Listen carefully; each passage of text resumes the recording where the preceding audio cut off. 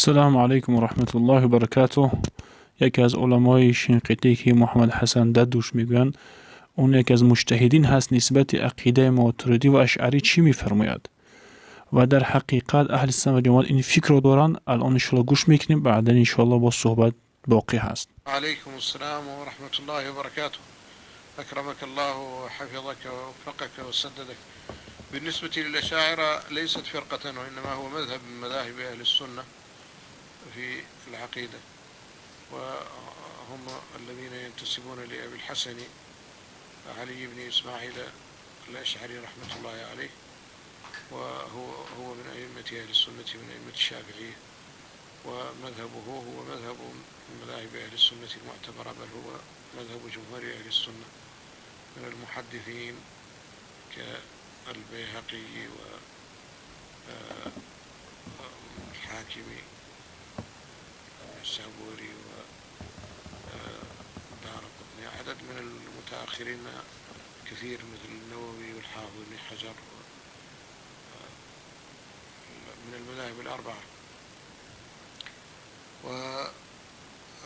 وكذلك الماتريدية فهم أصحاب أبي منصور الماتريدي، وهو من أئمة الحنفية، ومذهبهم من مذاهب أهل السنة.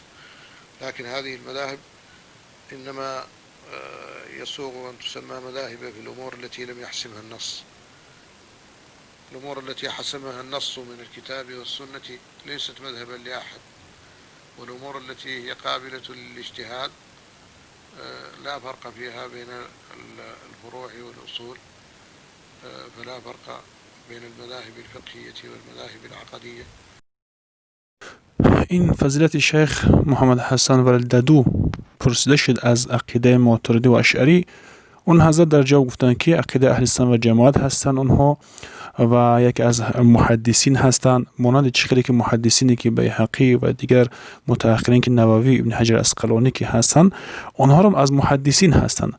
اما در مسائلی که نص آمدگی نبود در هم مسئله میگه در اونها اجتهاد کردن و رد کردن ملحدین را، مجسمه را، مشبهه را رد کردن، و در مسائلی که نص صراحتا آمده بود و قطعی بود، اونها را یگام نفر مذهب هم کردن میتوند و هم مذهب یک هست. اما در مسائلی که اجتهاد کرده میشید میگه در اون اجتهاد کن، چه در مسائل فقهی باشد، چه در مسائل عقدی باشد، عقیده باشد، چه دیگر چیزها، اونها به همون خاطر یکی از مذاهب اهل سنت و جماعت هستند در عقیده که در مسائلی که اجتهاد کرده میشید اونها اجتهاد کردن و کوشش کردن که رد کنن به کفار و ملحدین و مجسمه و مشبهه.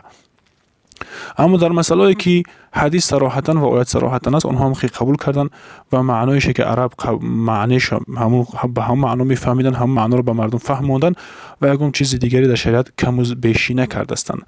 و امروز که تهمت میزنن اینها تهمت محض است در حق این دو امامی اهل سنت و جماعت. شاید بعضی ما و شما فکر میکرده باشیم که یگم ائمه، یگم بزرگها محدثین اونها اشعری بودن، آیا اونها ماتریدی بودن؟ این خیلی شاید گمان بیاد در ذهن ما. در حقیقت یگام سند حدیثی نیست که از طریق اشعری ها یا که از طریق ماتریدی ها بیرون باشد. تمام محدثین در سندهاشون از طریق ماتریدی که از طریق اشعری ها میگیرن، از جمله امام نووی رحمه الله، از جمله ابن حجر اسقلانی رحمه الله، یا که دیگر از مثلا که محدثین احناف بگیری، همشون ها مثلا که عقیده ماتریدی را تقویت میبخشند که آنها چی هستند؟ اهل سنت و جماعت هستند.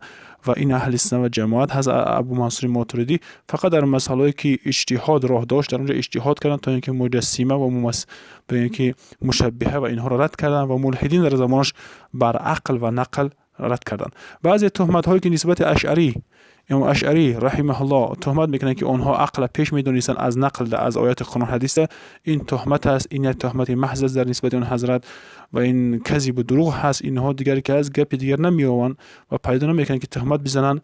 و یهود همه خیلی تربیهشون کردن که اونها خلاف دارن با شما و اونها اسلام شما رو میخوان اینجوری کنن و طور دیگر کنن. گفتم خیلی تهمت های زن در حق این دو امام بزرگی که پیشوا اهل سنت و جماعت هستند.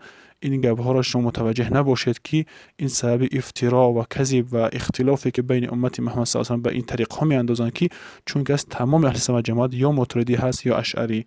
والله اعلم و علم. السلام علیکم و رحمت الله و برکاته.